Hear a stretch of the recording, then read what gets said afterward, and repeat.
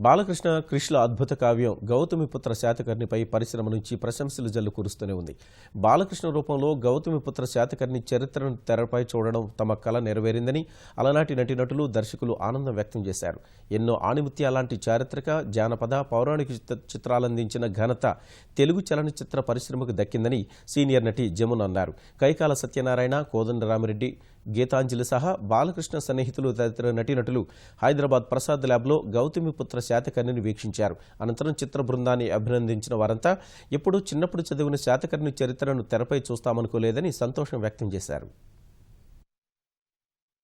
మా బాలయ్య బాబు శాతకర్ణిగా అద్భుతమైన నటన, యాక్టింగే కాకుండా ఆ గెటప్ ఇందులో ముఖ్యంగా బాగా నచ్చింది. ఆనాడు శాతవాహన కాలంలో ఎలా ఉన్నారు, వాళ్ళ గెటప్పులు ఏమిటి, వాళ్ళు ఉపయోగించేటువంటి సామాన్లు ఏమిటి, ఇట్లాంటివన్నీ కూడా ప్రతి ఇంచి కూడా ఎంతో చక్కగా, శ్రద్ధగా, భక్తిగా, ఎందుకంటే ఇది చరిత్రకు సంబంధించిన విషయం. ఎక్కడైనా చరిత్ర తప్పి పక్కకు వెళ్తే విమర్శకులు ఊరుకోరు.